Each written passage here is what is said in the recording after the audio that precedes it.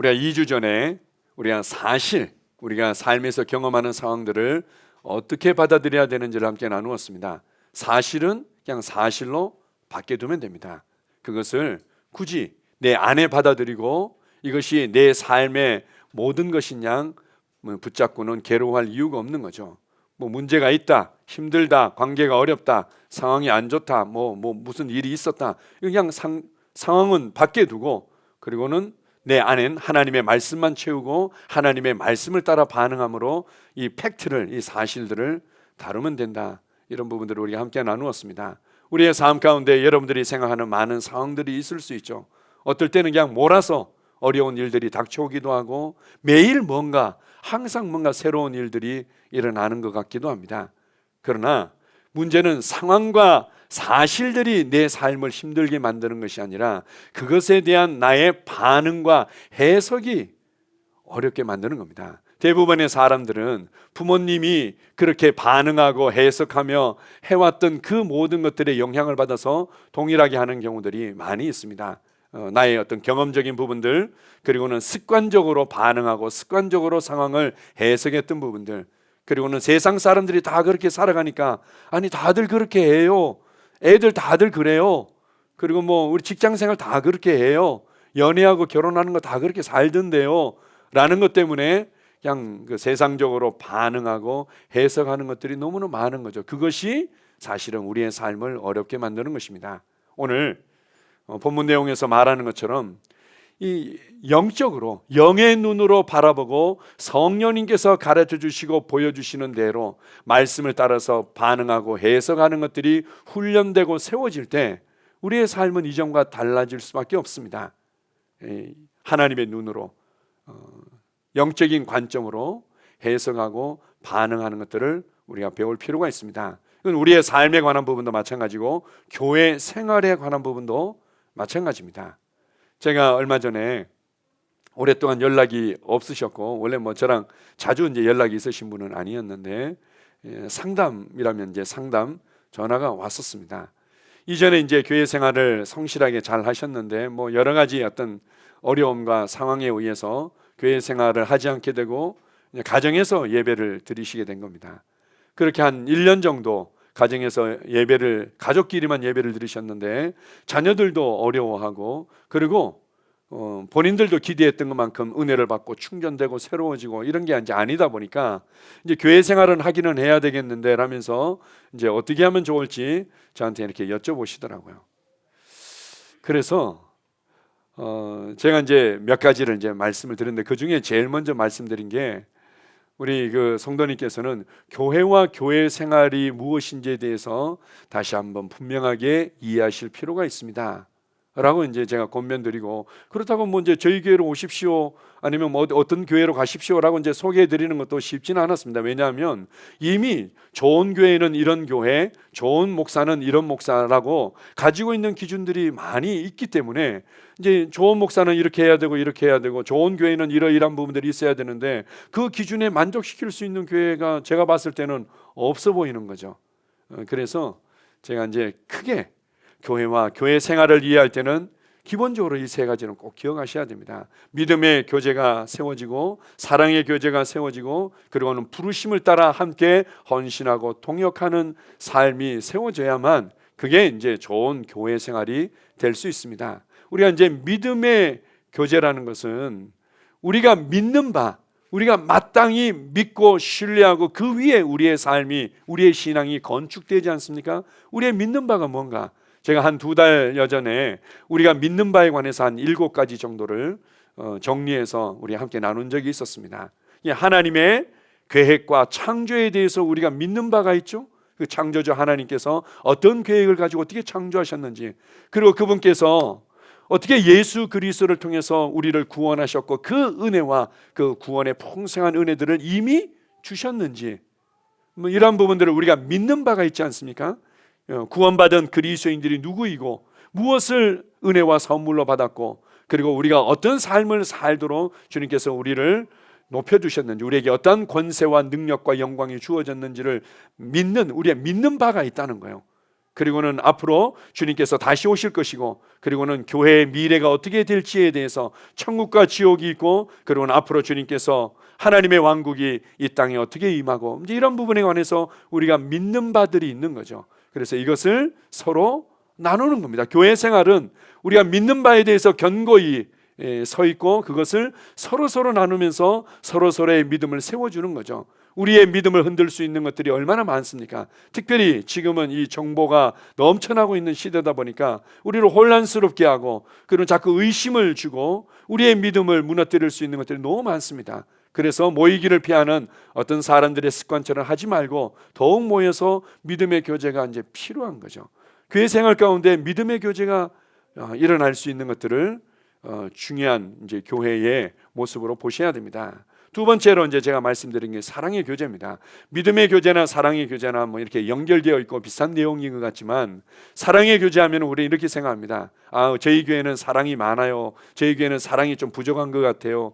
우리 셀은 사랑이 많아요. 그런데 어떤 셀은 뭐 이렇게 사랑이 부족한 것 같아요. 나름대로 가지고 있는 게 있죠. 뭐 이제 적극적으로 챙겨주고 연락하고 서로 이제 또 모여서 교제하고 또 놀러도 다니고 이러면은 우리 셀은, 우리 교회는 사랑이 참 많은 것 같아요. 이렇게 얘기를 하는데, 성경에서 말하고 있는 사랑의 교제는 그러한 부분들도 필요한 부분들이 있지만, 무엇보다도 하나님의 말씀을 모든 상황과 모든 관계 안에 적용하고 살아내도록 서로 돕고 섬기는 것이 사랑의 교제입니다. 하나님의 말씀이 나의 자녀 관계 가운데, 나의 부부 관계 가운데, 나의 직장 생활 가운데 하나님의 말씀을 가지고 나의 재정 가운데 어떻게 내가 적용하고 그것을 살아낼 건지, 이건 나 혼자 할 수 있다면 나는 이미 예수님과 같은 모습이 되었겠죠. 그러나 이미 내게는 굳어지고 경험되어지고, 그리고는 방해하는 것들이 많기 때문에 교회 생활을 통해서, 사랑의 교제를 통해서 삶을 나누게 되고, 또 내 자신의 속에 있고 고민하는 것들을 나누면서 어떻게 하면 말씀을 제대로 적용하고 살아낼 수 있는지, 그것을 나누고 서로 도와주는 겁니다. 이게 이제 진정한 사랑의 교제죠. 그리고 교회 가운데서 사랑의 교제가 제대로 이루어지게 되면 아름다운 성품의 변화가 반드시 따라오게 되어 있습니다. 관계 가운데의 많은 어려움들은 대체로 이 성품이 변화되고 성장하지 않는 것 때문에 겪는 것들이 대부분이죠. 그런데 이렇게 사랑의 교제를 통해서 실제로 말씀을 어떤 식으로 이해하고, 그리고 이 상황을 해석해서 어떻게 내가 적용할 건지를 나누다 보면 단지 말씀을 삶에 적용할 뿐만 아니라 성품이 다루어지고 발전하게 되어 있습니다. 그러면 관계도 발전하게 되어 있고, 삶 가운데서 아름다운 말씀의 열매들이 나타나게 되어 있는 거죠. 정말 좋은 교회 생활, 그리고 내가 교회 생활을 제대로 하고 있습니다 라면 거기서 멈추는 것이 아니라, 세 번째로 바로 부르심에 함께 헌신하고 동역하는 것들이 나타나는 겁니다. 이것을 다른 표현으로 제자의 삶이라고 할 수 있고, 제자를 만드는 제자의 모습이다 이렇게 말할 수 있는 거죠. 복음을 전파하고 영혼을 구원하고, 그리고는 하나님의 나라가 확장되어지고, 그리고 더 많은 제자들이 세워지도록 하는 부분에 있어서 우리가 각자의 주어진 은사를 따라서, 그리고 역할을 따라서 뭔가 할 수 있는 부분들이 있는 거죠. 나는 특별한 은사나 특별한 역할이 뭔지 모르겠고, 내게 교회에서 또 내게 준 것도 없는데요. 교회에서 뭔가 구체적인 역할을 준다 해도 굉장히 제한적일 뿐입니다.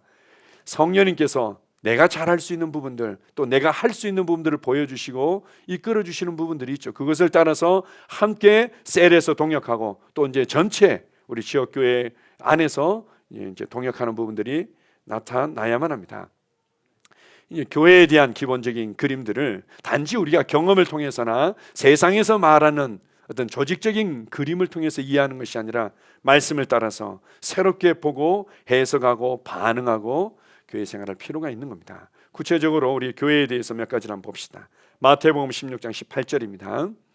또 내가 네게 이르노니 너는 베드로라. 내가 이 반석 위에 내 교회를 세우리니 음부의 권세가 이기지 못하리라.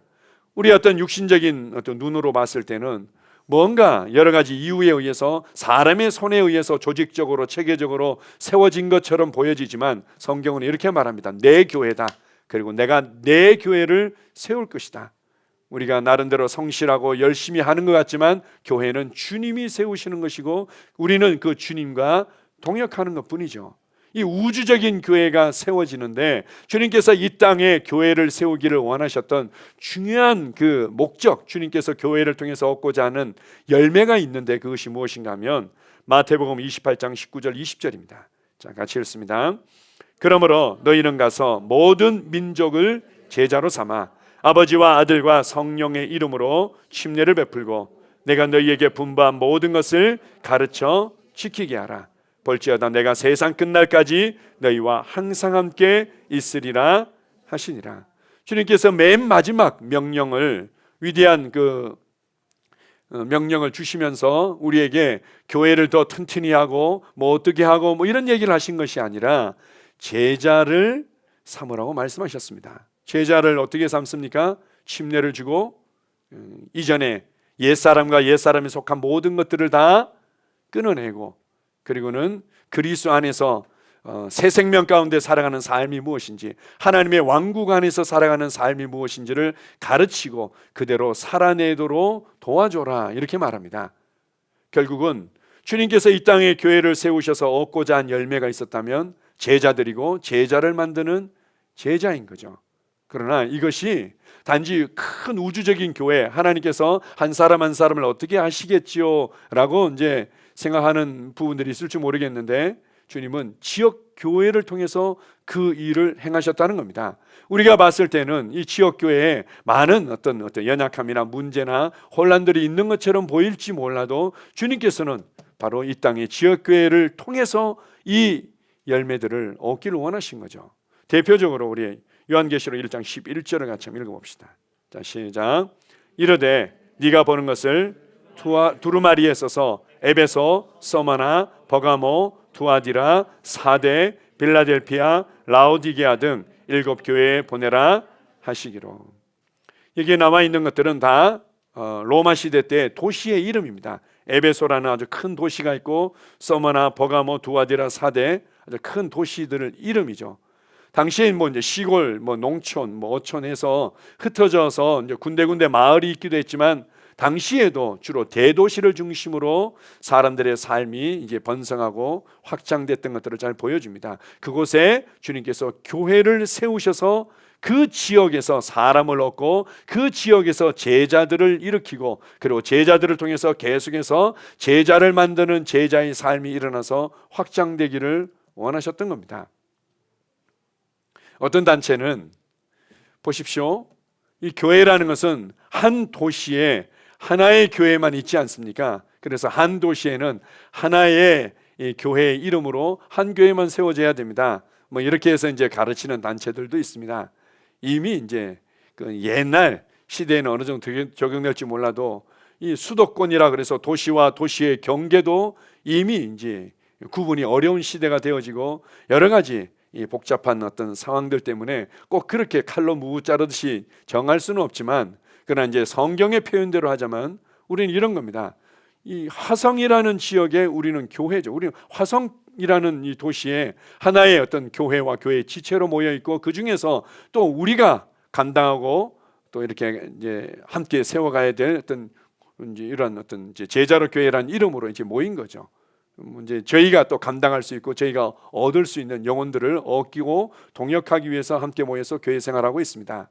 자, 그래서 우리가 궁극적으로 교회와 교회 생활에 대한 부분들은 이렇게 여러 가지 어떤 그림들을 가질 수 있지만, 믿음의 교제와 또 사랑의 교제와 그리고는 부르심에 함께 헌신하고 동역하는 삶이 이루어지고 그것이 이루어지도록 이끌어주는 것이다 라고 우리가 이해할 필요가 있습니다. 좀 구체적으로 이 세 가지를 중심으로 조금 더 나누도록 하겠습니다.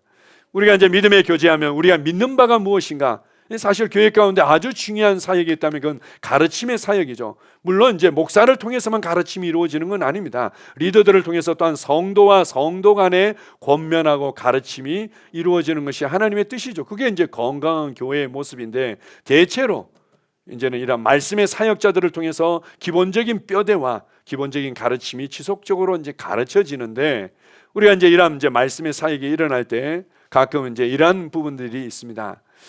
목사님께서 좋은 교훈을 주셔서 좀 도움이 돼요. 목사님께서 좋은 가르침으로 이러이러한 얘기를 해주셨는데요, 제가 좀 이렇게 도움을 받았어요. 뭐 이렇게 이제 생각하는 경우들이 있습니다. 뭐 이제 일반적으로 우리가 소통할 수 있는 그냥 표현이긴 하지만, 그러나 우리가 영의 눈으로 정확하게 표현한다면 그런 것이 아니라, 제가 하나님의 말씀과 하나님의 말씀을 따라 영적인 원리를 말해내는 거라면 그것은 제가 주는 교훈이 아니라 하나님의 말씀이라는 거죠. 그래서 그 하나님의 말씀을 아멘으로 취하는 것입니다. 자, 구체적으로 한번 봅시다. 데살로니가전서 2장 13절을 같이 읽습니다. 이러므로 우리가 하나님께 끊임없이 감사함은 너희가 우리에게 들은 바 하나님의 말씀을 받을 때에 사람의 말로 받지 아니하고 하나님의 말씀으로 받음이니 진실로 그라도다. 아멘. 사도 바울이 데살로니가 교회를 향해서 감사한, 아주 중요한 감사의 내용이 있었는데, 그것도 내가 끊임없이 감사했다. 내가 너무 고맙다. 내가 너희들 한 사람 한 사람을 향해서 나의 감사의 마음을 내가 이렇게 표현할 수밖에 없구나 라고 한 것이 무엇인가 하면, 나는 정말 성령님께서 가르쳐 주신 그 가르침과 감동을 따라서 너희에게 하나님의 말씀과 그 말씀을 따른 영적인 원리들을 가르쳐 줬는데, 너희들이 그것을 나의 좋은 교훈이나 나의 어떤 삶의 어떤 지혜로운 좋은 가르침으로 받은 것이 아니라 하나님의 말씀으로 받았는데, 옳다, 너무나 잘하는도다, 그것이 좋은 것이다, 그것이 너의 삶을 실제적으로 변화시키는 능력이다, 이렇게 말하고 있는 겁니다. 사람의 말로 받은 것이 아니라 하나님의 말씀으로 받았다는 거죠. 물론 제가 뭔가 어떤 세상적인 좋은 교훈이나 예화라든지 이런 것들을 얘기를 한다면 어디서나 들을 수 있고 어떤 책에서나 이제 볼 수 있는 것들이지만, 하나님의 말씀과 그 말씀을 따른 영적인 원리들을 선포할 때 여러분 그것을 하나님의 말씀으로 받는 것이 중요합니다. 그래서 예전에는, 지금은 이제 그게 어떤 이유에서인지 이제 거의 잘 안 하게 되는데, 사실은 우리가 좀 더 노력하고 훈련할 필요는 있다고 봅니다. 예전에는 아멘, 아멘 하는 것들이 정말 많았습니다. 하나님의 말씀을 받을 때, 그래, 목사님이 좋은 얘기를 해주시는구나, 이런 것이 아니라 하나님의 말씀인데, 맞습니다, 하나님의 말씀입니다, 이것은 내게 역사합니다, 그리고 내 삶에도 반드시 이루어지리를 내가 갈망하고 사모합니다, 이 말씀은 내 것입니다 라는 것으로 그냥 취하는 거죠. 이게 이제 아멘이라는 표현으로 나타나는 겁니다. 그래서 셀 가운데서도 이제 말씀을 나눌 때 서로 아멘, 아멘하고, 개인적으로 교제하거나 이렇게 할 때 아멘, 아멘하고. 제가 이제 어떤 분들이랑 교제할 때가 있었는데요, 얼마나 제가 재미있고 또 긴장이 됐는지, 이분들은 제가 몇 마디 하면은 아멘, 아멘, 계속 아멘 하시는 거예요. 그래서 내 말이 이렇게 은혜가 되나? 혹시 내가 실수하는 건 없을까? 너무 아멘, 아멘 이렇게 받아들이니까, 우리가 이제 아멘, 아멘 한다는 것은 당신의 고백은 하나님의 말씀입니다, 하나님의 말씀이라면 나는 아멘으로 받습니다, 하나님께서 당신을 통해서 내게 말씀하고 있습니다, 이제 이런 의미들을 가지고 있는 거죠. 성도 간에도, 그리고 주일날 말씀을 우리가 함께 나눌 때 아멘, 아멘 하는 것들은 귀한 것입니다. 그건 좋은 훈련이고, 바로 사람의 말로 받지 아니하고 하나님의 말씀으로 받는다는 것에 대한 적극적인 반응인 거죠. 아멘. 할렐루야, 아멘. 그래서 제가 이제 셀에서도, 우리 셀 모임에 관해서나 셀에서도 이렇게 나눌 때, 제가 이제 이런 표현들을 가끔 이제 쓰시는 분들에게 제가 이렇게 나눌 때가 있습니다. 목사님께서 이번 주에 이러이러한 얘기를 해주셨어요. 목사님께서 이번 주에 이러이러한 좋은 말씀을 하셨어요. 그래서 이제 도움을 받았어요. 이제 이런 얘기를 할 때, 좋습니다, 이제 그렇게 표현하실 수도 있는데, 가급적이면 그렇게 표현하지 마시고, 이번 주 주일 말씀에 이런 내용이 있었는데 제가 도움을 받았습니다, 하나님의 말씀에 이런 내용이 있었는데 도움이 됐습니다, 이렇게 얘기를 하시라고 제가 이제 권할 때가 있습니다. 우리는 하나님의 말씀을 서로 나누면서 세워주고, 그렇게 그 말씀 위에 전진하는 자들입니다. 이제 저하고 나눌 때든 아니면 이제 다른 분들이랑 나눌 때도 그렇게 고백하십시오.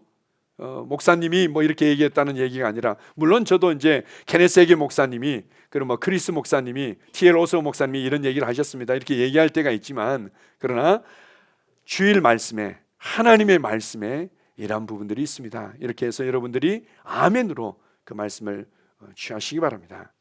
자, 전도서 12장 11절을 같이 읽습니다. 지혜자들의 말씀들은 찌르는 채찍들 같고 회중의 스승들의 말씀들은 잘 박힌 못 같으니 다 한 목자가 주신 바이니라. 우리가 이제 말씀을 받을 때 주일날 말씀을 받고 나면 은혜가 됐습니다라고는 그날 저녁이나 그 다음 날 설교 제목이 뭐였더라, 본문 내용이 뭐였더라, 말씀의 내용이 뭐였더라 이렇게 물어보면 모르는 경우들이 대부분입니다. 희한하죠? 그렇게 은혜스럽게 받았는데도 잊어버릴 때가 이제 많은 겁니다. 그래서 반복해서 들을 필요가 있습니다. 내가 설사 다 알고 있는 내용 같아도 매번 강조점이 다르고 매번 또 초점이 다르고 매번 또 나의 심령으로 이해하고 받아들이고 또 영의 눈이 열려서 해석하는 수준이 다를 수밖에 없습니다. 그래서 반복해서 듣다 보면 이게 이런 말씀들이 있었구나, 내가 이 말씀을 이렇게 많이 놓쳤었구나, 이런 것들이 참 많은 거죠. 예전에 천안교회에서 어떤 분이 이제 이사 오셔서 같이 이제 셀에 처음 이제 참석했을 때 셀 리더분이 잘 훈련이 되셔가지고 셀 리더분께서 굉장히 이제 이런 이제 말씀에 대해서 반복해서 듣는 것들이 잘 훈련이 되신 분이었습니다. 그래서 이제 새로 셀에 참여하시는 분, 이분은 이제 이미 교회 생활을 예전에도 하셨던 분이니까 오실 때 주일 말씀을 한 3번 정도 꼭 듣고 오십시오, 이제 이렇게 한 거죠. 그런지 이제 가서 이제 셀 모임에 참석했는데 사실은 3번씩이나 뭐 3번 이상씩 들어본 적이 거의 없던 거죠. 주일날 한번 듣고 은혜 받고 이제 그건 이제 또 기억해서 적용하면 이제 그게 전부였는데, 설마 셀 리더가 물어볼 줄은 몰랐던 거죠. 이제 갔는데 셀 리더가 말씀을 나누는 시간에 제일 먼저 물어보더랍니다. 주일 말씀 반복해서 듣고 오셨습니까? 이러니까 이제 당황한 거죠. 제가 뭐 이렇게 뭐 듣다가 말고 한 번 정도는 제가 들었던 것 같아요. 이제 이렇게 얘기를 하시니까 셀 리더가 이제 정색을 하면서 꼭 3번 듣고 할 수만 있다면 3번 이상 듣고 오십시오. 이래가지고는 굉장히 좀 당황하기도 하고 많은 도전이 되고 그 이후로부터 자신이 말씀을 대하는 태도가 달라졌다고 이렇게 얘기를 합니다. 아마 저희 교회만큼 이렇게 하나의 어떤 영적인 훈련과 문화로 강조하는 데는 많지 않을 것 같습니다. 기본적으로 한 3번은 들으십시오. 할 수만 있다면 주중에 주일 메시지를 3번 이상씩 들으십시오. 권해주는 이유가 뭡니까? 오늘 이 전도서에서는 잘 박힌 못이 되도록 하기 위해서 그런 겁니다. 요즘은 이제 뭐 이 전기로 하는 타카 같은 전동 이 못을 박는 것들 뭐 이렇게 해서 좀 탕탕탕탕 이렇게 이루어지지만, 이제 예전에 그림을 하면 보통 이제 못을 박을 때 한 번에 그냥 딱 제대로 박는 경우들이 없죠. 이렇게 톡 쳐서 고정을 시키고 난 이후에 탕탕탕 해서 이제 여러 차례에 걸쳐 가지고는 잘 박히도록 해서 견고하게 고정을 시키지 않습니까? 말씀도 마찬가지입니다. 잘 박힌 못과 같다. 그래서 반복해서 들을 필요가 있습니다. 내가 다 아는 것 같지만 주님께서 또 매번 가르쳐 주시고 매번 또 적용하도록 또 이해시켜 주는 것들이 다 다르기 때문입니다. 그리고 우리가 영원토록 동일한 말씀이라도 그 깊이와 그 높이와 그 넓이와 길이들을 다 깨닫지 못할 겁니다. 계속해서 깊어지고 계속해서 높아지고 계속해서 우리 안에서 누려지는 수준이 달라지기 때문입니다. 그래서 우리가 이제 셀 모임 하면서도 주일 말씀을 중심으로 셀 모임을 나누도록 권면하고 있습니다. 우리가 예전에는 뭐 공과를 통해서라든지 성경 본문을 가지고도 이제 셀 모임을 나누기도 해봤는데, 제일 효과적인 게 결국은 주일 말씀을 중심으로 하는 것들이 가장 효과적이라고 저희가 이제 여러 가지 어떤 이제 열매를 통해서 확신했기 때문에 이제 그렇게 하고 있습니다. 셀에서 말씀을 중심으로 나누는 이유 중에 하나가 잘 박히도록 동일한, 한 번 딱 치고는 끝나는 것이 아니라 이 동일한 못을 동일한 망치질을 통해서 여러 차례 잘 박히도록 만드는 거죠. 그리고 이 주일 메시지 같은 경우는 우리가 이제 좋아하는 메시지들을 중심으로 하거나 이렇게 하면 삶의 모든 부분들을 다 다루기가 쉽지는 않습니다. 근데 주일 말씀은 재정을 다루고 관계를 다루고 가정을 다루고 그런 건강을 다루고 나의 중심과 태도를 다루고 나의 직장 생활을 다루고 사업에 관해서 다루기도 하고, 이 모든 분야들을 다이아몬드의 이 면을 아주 여러 면을 이렇게 깎아내서 빛을 발하도록 만드는 것처럼 삶의 모든 부분들을 우리가 점검하고 그것을 말씀으로 말미암아 다시금 정확하게 해석하고 적용할 수 있도록 도와주기 때문에, 그래서 중요한 것입니다. 이걸 귀하게 여기십시오. 그리고 이 교회의 하나의 스타일인 모양이다. 스타일이 아니라 이것은 정말 잘 박힌 못으로 정말 믿음의 교제를 통해서 우리를 견고한 말씀을 믿는 믿음 위에 세우도록 하기 위해서 이루어진 하나의 좋은 훈련 문화이고 우리 교회의 어떤 영적인 DNA라고 우리가 생각할 수 있습니다. 자, 그런데 중요한 것은 그냥 계속해서 이제 주일날 설교되어지는 말씀에 의지해서 여러분을 살도록 하고자 하는 그런 어떤 목적과 목표는 결코 아닙니다. 결국 말씀의 사역자의 역할과 우리 교회에서 여러분에게 이 말씀을 통해서 이루고자 하는 그 열매가 있다면 그것은 바로 스스로 말씀을 읽고 스스로 말씀을 듣고 스스로 말씀 가운데 성령님의 가르침을 받고 말씀에 의해서 계속해서 성장하기를 원합니다. 사도 바울은 이것을 이렇게 표현하고 있습니다. 사도행전 20장 32절을 같이 읽습니다. 자, 시작. 지금 내가 여러분을 주와 및 그 은혜의 말씀에 부탁하노니 그 말씀이 여러분을 능히 든든히 세우사 거룩하게 하심을 입은 모든 자 가운데 기업이 있게 하시리라. 사도 바울이 이제 마지막 고별 설교와 같은 내용이었기 때문에 이렇게 부탁할 수밖에 없었던 부분도 있지만 기본적으로 사도 바울의 사역의 목표를 정확하게 보여주고 있습니다. 그것은 무엇인가 하면 중매쟁이로서 주와 그 은혜의 말씀에 성도들을 맡겼다 이렇게 말합니다. 결국은 한 사람 한 사람이 서로서로 말씀을 나눌 수 있고 서로서로 말씀을 가르칠 수 있고 서로서로 말씀에 의해서 세움을 받을 수 있도록 할 만큼 주님으로부터 가르침 받고 은혜의 말씀으로 말미암아 스스로 배부름을 얻고 견고하게 서는 것, 이게 너무 중요한 겁니다. 우리가 이제 고린도 후서 11장 2절에 보면 사도 바울의 사역 자체를 나는 중매쟁이의 사역이다 이렇게 표현하곤 합니다. 이제 사역자와 리더들의 중요한 역할이 있다면 바로 주와 그 은혜의 말씀에 맡기고 주와 그 은혜의 말씀이 일하도록 도와주는 거죠. 물론 우리가 영적으로 어린 성도들을 대할 때는 그냥 여러 차례 똑같은 얘기를 들으면서 씨름하는 듯처럼 보일 수 있는데 이것에 서로서로 익숙해지면 그냥 서로서로 그냥 그 수준에서 수렁에 빠질 수 있는 겁니다. 정확한 방향과 목표가 있는 거죠. 그것은 뭔가 하면 스스로 주님과 그 은혜의 말씀에 의해서 세워지도록 이끌어주는 겁니다. 자, 이제 이 사역자나 리더들의 이런 그리고 서로서로 성도들도 이런 방향에서 말씀을 나누고 이 사랑의 교제를 나누는 거죠. 그 부분에 있어서 제가 이제 그런 생각이 나더라고요. 우리 리더들이 한번 나눈 적이 있었는데요. 결국 주님 앞에서 사역자와 리더의 역할은 이 지지대의 역할과 비슷하구나. 보통 이제 나무를 이식하고 나면요, 뿌리들이 많이 상한단 말이에요. 실뿌리들도 많이 상하고, 그리고 새로운 토양에 적응하는데 몸살을 앓습니다.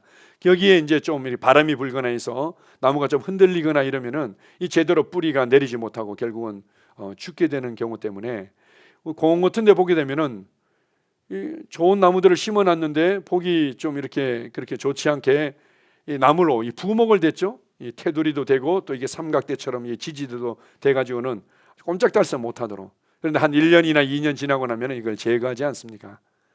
그렇구나. 결국은 한 성도 안에 부어진 그 새로운 생명과 본성이 활발하게 강화되어지고 발휘되어지도록 그냥 잘 옆에서 지지해주고 격려해주고 도와주는 역할, 이것이 바로 사역자의 역할이고 리더의 역할이구나. 항상 기억하십시오. 그래서 우리가 그냥 경험적으로, 그럼 우리가 일반적으로 봐왔던 교회 생활의 그림이 아니라 영의 눈으로 이 모든 것들을 보십시오. 주님께서 말씀의 사역이 어떻게 이루어지고 교회 생활이 어떻게 이루어지고 사람들이 말씀을 통해서 어떻게 변화되어지는지에 대한 부분들을 새롭게 보시기 바랍니다.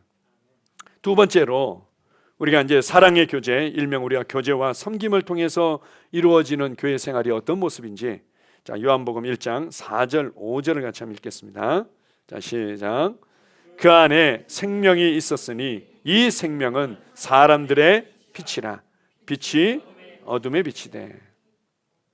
우리가 예수님을 믿을 때 새로운 생명을 얻게 되죠. 이 하나님의 생명, 또 아들의 생명을 얻게 됩니다. 그런데 이 생명은 뭐라고 말합니까? 빛이다, 이렇게 말합니다.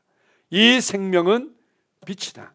다른 표현으로 빛의 생명이다 이렇게도 표현할 수 있지만 그냥 쉽게 우리 안에 무엇이 들어왔습니까? 빛이 들어온 겁니다. 우리가 요한일서를 보게 되면 하나님 그분이 대체 누구신가? 이 사도 요한이 하나님을 알고 알았을 때 그분의 깊은 속에 있는 본질과 그분의 모든 것들을 딱 세 가지 단어로 말해내죠. 그분은 영원한 생명이고 생명의 말씀이다. 그리고 그분은 빛이시다. 그리고 그분은 사랑으로 표현되신 사랑이시다. 이렇게 얘기를 하죠. 우리는 빛의 하나님의 빛의 아들이고 생명을 얻었다는 것은 빛이 우리 안에 들어왔고 내가 빛이 되었다는 겁니다. 자, 봅시다. 에베소서 5장 8절 9절을 같이 읽습니다. 너희가 전에는 어둠이더니 이제는 주 안에서 빛이라. 빛의 자녀들처럼 행하라. 빛의 열매는 모든 착함과 의로움과 진실함에 있느니라. 자, 보십시오. 많은 그리스도인들이 예수님을 믿는 것을, 그리고 교회 생활을 하는 것을 착한 사람이 되기 위해서, 빛이 되기 위해서 훈련하는 거라고 이해하는 경우들이 있습니다. 그게 아닙니다. 우리가 구원받는 순간 어둠의 생명, 어둠이었던 삶이 십자가에 못 박혀 끝나고 바로 빛이 되었다, 이렇게 말합니다. 너희가 전에는 어둠이었는데 이제는 빛이다. 그래서 이제는 빛의 자녀들처럼 행하라. 그리고 빛의 자녀들처럼 행하게 되면 바로 이렇게 착함과 의로움과 진실함의 열매가 나타나게 되어 있다. 물론 우리가 생각합니다. 나는 착함과 진실함과 의로움의 열매가 그렇게 많지 않은데요. 누구를 봤더니 많지 않은데요. 그래서 빛이 되기 위해서 회개하고 기도하고 있어요. 아닙니다. 예를 들어서 사과나무 열매가 그냥 많이 맺히지 않았다고 해서 너는 사과나무가 아니야, 이렇게 말할 수는 없는 거죠. 그냥 사과나무는 그냥 사과나무입니다. 단지 이것이 더 많은 열매를 맺도록 과정을 통과하는 것뿐이죠. 너희가 전에는 어둠이었는데 지금은 빛이다. 고린도후서 6장에 보게 되면 아주 재미있는 말씀이 있습니다. 어떤 말씀인가 하면, 믿는 자와 믿지 않는 자가 결혼이라는 것을 통해서 멍에를 같이 매는 것은 그것은 하나님의 계획과 뜻이 아니다, 이렇게 말하면서 믿는 자와 믿지 않는 자가 마음에 맞아서 얼마든지 결혼해서 살 수 있는 거 아닙니까? 물론 이제 서로 믿지 않았는데 결혼하고 나서 이제 믿게 됐다든지 우리 남편이나 아내가 먼저 믿게 됐다든지 이건 이제 좀 다른 상황이지만, 어쨌든 내가 이제 믿음을 가지고 있고 주님을 구원자와 주님으로 섬기면서 살아가는데 믿지 않는 자를 배우자로 선택하는 것, 이것은 하나님의 뜻이 아니다라고 말하면서 뭐라고 얘기하는가 하면은, 어둠과 빛이 함께 할 수 있느냐? 그리고 의와 불법이 함께 할 수 있느냐? 벨리알이라고 표현했는데요, 우상과 그리스도가 함께 할 수 있느냐? 이렇게 묻습니다. 결국 믿는 자는 의고, 믿는 자는 빛이고, 믿는 자는 그리스도고, 믿지 않는 자는 어둠이고 불법이고 그리고는 우상에 속했다. 이렇게 이제 고린도후서는 그렇게까지 우리의 본질을, 우리의 중심의 내용들을 드러내고 있는 겁니다. 우리가 전에는 어둠이었는데 이제는 주 안에서 빛이다. 빛이 되었다는 거죠. 그래서 예수님을 믿고 난 이후에 교회 생활하는 것은, 우리가 이제 그분과 함께 동행하는 삶이라는 것은 빛을 누리고 빛을 비추는 삶입니다. 빛을 비추는 삶이죠. 우리가 이제 남편과 아내 간에 성격 차 때문에 아주 못된 성품 때문에 서로 상처를 주고, 그리고 마음에 너무 안 들어요. 그래서 나는 이렇게 화가 나고 싸울 수밖에 없어요. 우리는 항상 이렇게 나의 어떤 경험적인 해석과 반응으로 대할 때가 너무 많습니다. 성경은 뭐라고 얘기합니까? 아니, 너는 빛이야, 빛이라고. 우리가 남편과 아내 간에 뭐 여러 가지 상황이 있을 수 있지만 빛을 비추는 겁니다. 빛을 비추는 거죠. 내가 말할 때 갑자기 그냥 마음이 편해지고, 내가 함께 이렇게 있을 때 찌꺼거렸던 두통이 사라지기도 하고, 불안했던 마음이 사라지기도 하고 편해지기도 하고, 우리의 삶은 어떤 모양으로든 빛을 비추고 있는 겁니다. 내가 여전히 세상의 어떤 영향들, 세상의 어떤 관점들, 세상의 어떤 여러 가지 영향을 받아서 이렇게 저렇게 우리의 생각이나 말하는 거나 우리의 중심과 태도와 반응들이 이렇게 말씀에서 비껴갈 수 있습니다. 그러나 함께 연락하고 또 문자를 보내기도 하고 통화하기도 하고 만나기도 하고 함께 할 때 빛이 비춰지는 겁니다. 빛이. 그래서 교회 생활은, 우리의 신앙 생활은 그리스도의 몸 안에서 이루어지는 빛으로 살아가는 삶이죠. 자, 가끔 어떤 분들한테는, 또 리더나 또 리더로 훈련되시는 분들한테는 또 훈련 차원도 있고 해서 연락을 드려서 어떤 성도님한테 한번 연락해 보셨으면 좋겠습니다. 어떤 성도님께 이렇게 좀 연락 좀 드려봤으면 좋겠습니다. 이렇게 이제 고안할 때가 있습니다. 이제 그런 부분들을 좀 어려워하는 분들도 있고, 또 이제 제가 이제 그렇게 권해드리는 부분들을 부담으로 이제 느끼는 경우들도 있는데, 저는 단지 어떤 이 교회라는 우리 제자로 교회라는 이 교회를 안정적으로 관리하기 위해서, 조직을 관리하기 위해서 그렇게 하는 것이 아니라 그리스도의 몸 안에서 영적인 혈액순환이 제대로 이루어지고 빛을 비추는 삶이 이루어지도록 돕는 것뿐입니다. 우리가 성도와 성도 간에 믿음의 교제와 사랑의 교제가 원활하게 이루어질 때만이 온 머리부터 발끝까지 혈액순환이 잘 되듯이 바로 이렇게 영적인 이 공급들이, 흐름이 제대로 이루어지는 거고, 그리고 우리가 이제 그렇게 해서 전화를 하잖아요. 어떻게 지내셨어요? 뭐 요즘 어떻게 날씨는 뭐 그렇죠. 뭐 건강은 좀 어떠세요? 뭐 매주 뭐 비슷한 얘기를 하는 것 같고, 이 똑같은 얘기, 그리고 적극적으로 반응하지도 않는 것들을 내가 계속 해야 되나 이렇게 생각할 수 있는데, 그때 빛이 흘러가고 그때 생명이 흘러가는 것입니다. 그 순간에 그거는 잘 모르겠지만, 이제 영적으로 어린 사람이나 이제 받는 사람은 잘 모르겠지만, 시간이 지나고 났는데 전화를 끊고 났는데 두통이 사라졌네. 이거 뭐지? 전화 이제 뭐 간단한 얘기 한 것뿐인데 내가 그렇게 불안하고 두려웠는데 마음이 편해진 거는 뭐지? 이제 이런 것들이 이제 더 많이 나타나기 시작하는 거죠.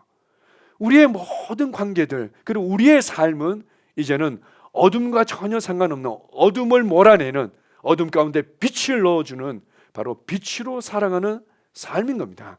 여러분들이 직장에 갈 때도 마찬가지고, 여러분이 가정에서 살아갈 때도 빛으로서 살아가는 겁니다. 빛을 비추는 겁니다. 여러분 안에 있는 이 빛의 생명을 흘려보내는 것입니다. 이렇게 생각하고 이렇게 모든 상황들을 바라보고 이렇게 상황들에 반응한다면 여러분의 가정은 변할 수밖에 없습니다. 여러분의 삶의 현장은 빛으로 충만할 수 있습니다. 아멘. 요한복음 6장 63절은 우리 안에 있는 이 빛, 우리 안에 있는 생명이 바로 우리의 말을 통해서 주되게 흘러간다고 말씀하십니다. 내가 너희에게 이른 말이 영이요 생명이다. 그래서 하나님의 말씀을 말하십시오. 하나님의 말씀을 따라 영적인 원리들을 말해내십시오. 하나님의 그 사랑의 말들을 말해낼 때 빛이 비춰지고, 그리고 하나님의 생명이 흘러가게 될 것입니다. 자, 요한복음 7장 38절 39절 같이 읽습니다. 나를 믿는 자는 성경의 이름과 같이 그 배에서 생수의 강이 흘러나오리라 하시니, 이는 그를 믿는 자들이 받을 성령을 가리켜 말씀하신 것이라. 아멘. 우리가 예수님을 믿을 때 성령님을 통해서 우리 안에 생명이 들어왔고, 생명이 들어왔을 뿐만 아니라 이 생명은 흘러가는 강물과 같은 흘러가는 생명이다. 여러분들 그걸 인식하십시오. 나를 통해서 남편과 아내에게 생명의 강이 흘러가고 있다. 강물을 흘려보내고 생명과 빛을 전이시키는 거죠. 나를 통해서 어둠은 떠나가게 되어 있다. 나를 통해서 이 상황 가운데 혼란과 불안과 두려움과 우울과 슬픔들은 떠나가게 되어 있다. 이것들을 늘 인식하십시오. 여러분이 이제는 하루의 일과를 지친 몸을 이끌고 가정에 들어갈 수도 있습니다. 그때 문을 열고 들어가면서 이제는 빛이 온다.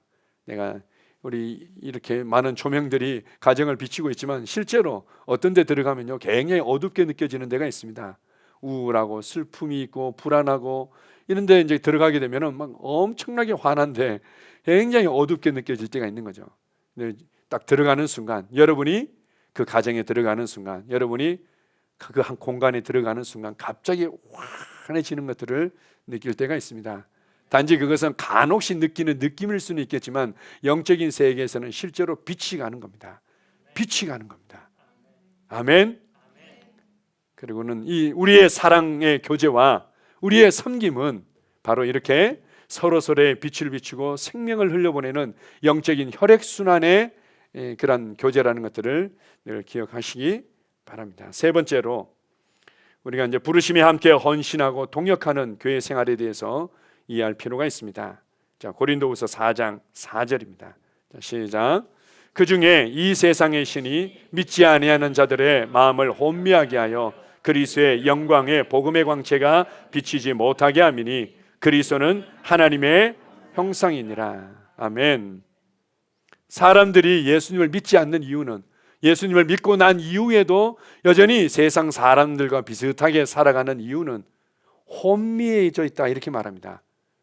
굳이 이제 눈으로 따진다면 눈이 가려져서 영적인 시야가 가려져 있다는 거죠. 그런 생각이 안개가 낀 것처럼 뿌옇게 너무 그냥 희미하게 보인다는, 이게 사과인지 이게 돌멩인지 여기가 뭐 실만 앉을 곳인지 여기가 웅덩인지 알 수가 없기 때문에 예수님을 구원자와 주님으로 볼 수도 없고 받아들일 수도 없는 거죠. 그래서 기도가 필요한 겁니다. 어제 저희 아내는 예배당에서 또 미팅도 있고 이제 사역이 있었고요. 저는 이제 말씀을 좀 마무리하고 우리 담당자들한테 말씀 파일을 보내고 난 이후에 이제 오후 늦게 같이 이제 중간에서 만나자 해서 이제 센트럴 파크에서 만났습니다. 만나가지고 이제 같이 이제 산책을 하는데요. 이제 이미 날이 흐리다 보니까, 그리고 바람이 불다 보니까 얼마나 날씨가 좋은지 사람들이 어마어마하게 많은 거예요. 30, 40대 사람들이 너무 많고 아이들이 얼마나 많은지, 야, 이 동탄이 살기 좋은 동네 모양이구나. 너무 좋은 거죠. 근데 제 마음 가운데 너무 좀 안타까운 마음이 들었습니다. 이렇게 사람들이 많고 이렇게 애들이 많은데 동탄 지역에서 실제로 우리가 얻은 영혼들은 그렇게 많지 않구나. 우리가 이 부분에 대해서 정말 우리가 마음에 품고 집중적으로 좀 더 기도할 필요가 있겠구나. 자, 이런 어떤 좀 안타까움과 갈망들이 더욱더 생겼습니다. 뭐 이제 그 중에는 이미 교회 생활하고 있는 믿는 분들도 있겠지만, 그러나 우리의 퍼센테이지를 따져보더라도 이 믿지 않는 사람들이 너무 많은 거죠. 그냥 그들은 온통 그냥 자녀들에게 인생을 걸고 있고, 그냥 재정의 인생을 걸고 있고, 자신의 어떤 만족과 인정의 인생을 걸고 있고, 그렇게 그냥 뭔가에 치우쳐서 살아가는데 그것을 성경은 한마디로 이렇게 말합니다. 혼미해서 그렇다. 그냥 안개가 낀 것처럼. 이게 그냥 사과라고 생각하고 열심히 먹고 있다는 얘기죠. 이게 그냥 내가 앉을 벤치인 줄 알고 그냥 열심히 그냥 내 엉덩이가 젖는지도 모르고 그냥 거기 그냥 앉아서 아 시원하다 뭐 이렇게 하면서 그냥 쉬고 있다는 거죠. 그래서 기도가 필요하다. 기도가 필요하다. 그렇게 할 때 복음의 광채가 비춰진다, 이렇게 말합니다. 자, 베드로전서 4장 7절 5장 8절도 같이 읽습니다. 만물의 마지막이 가까이 왔으니 그러므로 너희는 정신을 차리고 근신하여 기도하라. 근신하라, 깨어라. 너희 대적 마귀가 우는 사자같이 두루다니며 삼킬 자를 찾나니. 우리의 삶 가운데 일어나는 모든 일들이 다 마귀가 때문에 그래요. 이렇게 이제 또 마귀가 이제 모든 일의 모든 것이냐 이렇게 이제 오해하는 사람들도 있습니다. 그렇지는 않지만 대부분의 부분들은 마귀가 만들어낸 정보와 어떤 세상의 문화의 영향을 받는 부분들이 있겠지만, 결국은 내가 하나님의 말씀을 따라 바르게 보고 바르게 말하고 바르게 선택하지 않아서 일어나는 것들이 대부분이죠. 그렇지만 성경은 원수 마귀가 우는 사자처럼 두루다니며 삼킬 자를 찾고 있다. 아주 살벌한 이 전쟁의 현장이라는 거죠. 우리의 삶은 뭔가 이러이러한 여러 가지 내가 원하는 일대로 잘 풀리면은 살기 좋은 세상, 행복한 삶이고, 내가 원하는 대로 일이 되지 않고 일이 꼬이고 문제가 있으면은 참 힘들고 불행한 세상과 삶이고, 그런 것이 아니라 원수 마귀가 이미 삼킬 자를 찾고 있다. 예수 그리스도를 구원자와 주님으로 알지 못하고, 그리고 하나님께서 우리를 향한 그 계획과 부르심대로 살지 않는다면 우는 사자들에게 삼킨 바 된 삶이라는 겁니다. 그래서 근신하고 깨어라, 정신을 바짝 차리고 깨어서 기도하라고 말씀하는 겁니다. 자, 우리 마지막으로 골로새서 4장 2절 3절입니다. 자, 시작.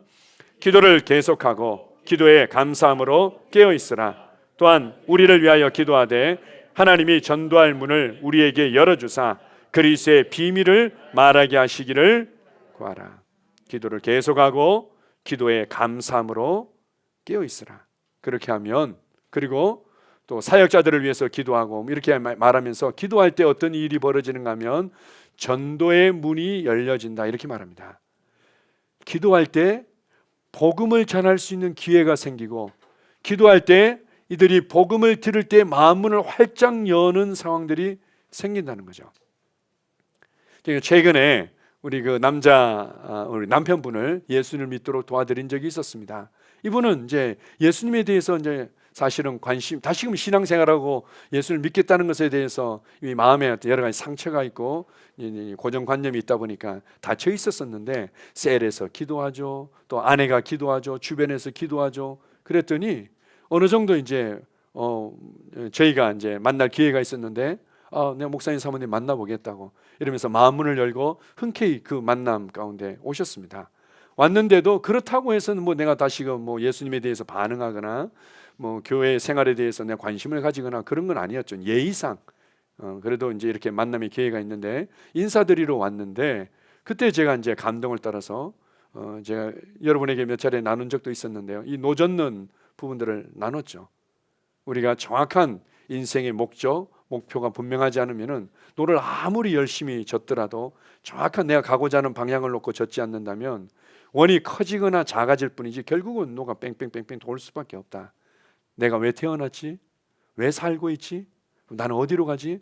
나를 향한 하나님의 계획과 부르심이 뭔지에 대해서 우리가 분명하지 않으면 열심히 사는 것 같지만 결국은 시간이 지나고 나면 제자리 같고, 시간이 지나고 나면 나는 이렇게 열심히 사는데 왜 제자리 같지? 라고 느낄 수밖에 없습니다. 이런 말씀을 드렸는데 그분이 예수님을 구원자와 주님으로 영접하겠다고 반응하시는 거예요. 그래서 나중에 이제 스스로 고백하는데, 자기가 안 그래도 최근에 나는 이렇게 열심히 성실하게 다른 사람들을 오히려 배려하고 도와주면서 이렇게 열심히 사는데 왜 제자리에 서 있는 것 같고 또 제자리인 것 같고 나는 왜 이렇게 전진하지 않는 것 같지? 라는 고민을 계속하고 계셨다는 거죠. 근데 우리가 기도하지 않았습니까? 기도했더니 이 혼미했던 부분들이 이게 거쳐지고, 복음을 나눌 때 하나님께서 저분을 통해서 지금 내게 말씀하고 계시는구나, 하나님께서 나를 다시금 찾고 계시는구나 라는 것들을 인지하게 되고 마음문이 확 열린 겁니다. 그리고는 예수님을 구원자와 주님으로 모셔드리게 된 거죠. 기도는 바로 이러한 영적인 전쟁에서 우리를 보호할 뿐만 아니라 승기를 잡고 그리고 영혼들을 주님께로 인도하는 일에 우리를 전진시킵니다. 간혹 우리가 이런 경우들이 있으면 기도해도 안 되던데요. 물론 이제 하나님께서 이 땅에 두신 기도의 영적인 원리를 따라서 우리가 해야 될 부분들이 있습니다. 의심을 거절하고 또 우리가 말씀을 믿는 믿음 가운데 해야 되는 여러 가지 부분들도 있겠지만, 그러나 어떤 사람들은요, 내가 생각하는 대로 어떤 털끝만큼도 아무런 문제가 없이 완전하게 이렇게 되어져야만 해요. 안 그러면 내 기도는 소용이 없어요. 이렇게 이제 잘못 이해하시는 분들이 있습니다. 아닙니다. 예를 들어서 내가 그렇게 우리 애를 지켜달라고 보호해달라고 기도했는데 우리 애가 왜 교통사고가 났는지 모르겠어요. 하나님 왜 내 기도를 안 들어주셨어요? 이렇게 얘기하는 거죠. 어둠은 기본적으로 도둑질하고 죽이고 멸망시키고자 우는 사자처럼 돌아다니고 있습니다. 그의 원래의 의도와 계획은 아예 아주 큰 사고가 나서 불구조가 되든지 죽도록 만드는 게 그의 원래의 계획이었던 거죠. 그러나 우리가 기도할 때 그가 보호받고 그런 원수 마귀의 역사들이 제한받고 그렇게 해서 그냥 기본적인 사고가 나기는 했지만 아무도 안 다쳤어. 모두가 보호받은 거죠. 하나님의 놀라운 은혜가 기도를 통해서 나타난 겁니다. 물론 우리가 이제 기도했기 때문에 하나님이 다 알아서 해주셔야 되는 거 아니에요? 이렇게 생각하는데 하나님은 이 땅을 사람을 통해서 왕으로 제사장으로 함께 다스리도록 하셨습니다. 우리가 하나님을 신뢰하고 하나님께 내어드리는 것만큼, 하나님을 믿는 것만큼, 하나님과 동역하는 것만큼 하나님께서 우리 가운데 일하실 수 있는 거죠. 그래서 사람을 통해서 하나님은 제안을 받으시는 겁니다. 그렇지 않았다면 모든 사람들이 이미 다 구원받고 이 나라, 이 모든 세계가 이미 천국으로 바뀌었겠죠. 그러나 우리의 믿음의 반응이 필요하기 때문에, 그래서 우리가 기도할 때 그런 역사들이 있습니다. 내가 기도했는데 아무런 일이 안 일어났어요. 아닙니다. 일어나고 있습니다. 원수 마귀가 제한받고 있고, 그리고 사람들을 혼미케 했던 안개가 거쳐지고 있고, 그들의 강팍했던 심령이 부드러워지고 있고, 말씀을 들을 때 반응할 수 있게끔 준비되고 있는 겁니다. 포기하지 마십시오. 그리고 눈에 보이지 않는 것 같지만 이미 물은 끓고 있는 겁니다. 이렇게 10분 동안 했는데도요, 안 끓고 있는데요? 아닙니다. 지금 온도가 올라가고 있는 겁니다. 단지 우리의 눈에는 100도 되는 순간 뽀글뽀글 올라가고, 뽀글뽀글 올라와야만 이 뭐 변화가 있는가 이렇게 생각하는데, 지금 우리가 기도할 때 계속 변화는 일어나고 있는 겁니다. 신뢰하십시오. 여러분의 기도는 반드시 여러분의 상황을 변화시키고, 또 여러분이 구원해야 될 영혼들의 삶 가운데 변화를 일으키고 있습니다. 모든 상황들을 경험을 따라서 해석하고 이해하고 반응하고, 그런 것들을 한 템포 딱 늦추고 영의 눈으로 바라보고 하나님의 말씀을 통해서 이해하고 해석한다면, 여러분의 삶 가운데 모든 순간순간에 하나님의 역사하심을 경험하고 감사와 찬양과 간증으로 넘쳐나게 될 것입니다. 아멘. 우리 옆 사람도 축복하겠습니다. 영의 눈으로 바라보십시오. 말씀을 통해 상황을 해석하십시오. 아멘. 기도하겠습니다. 아버지 하나님, 그렇습니다.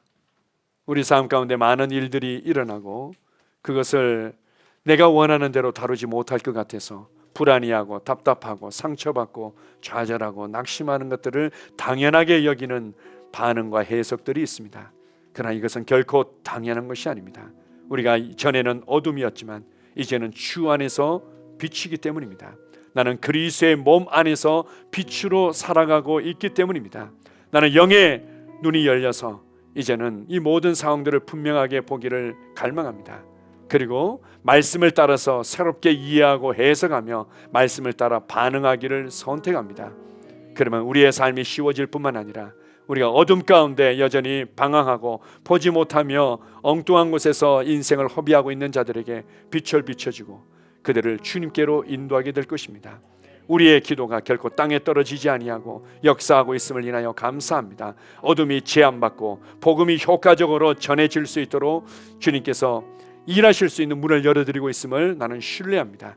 아버지 하나님, 영의 눈으로 바라보며 말씀을 통해 해석할 수 있는 그런 은혜가 한 주간도 우리 가운데 있을 것을 인해 감사합니다. 예수님 이름으로 기도합니다. 아멘.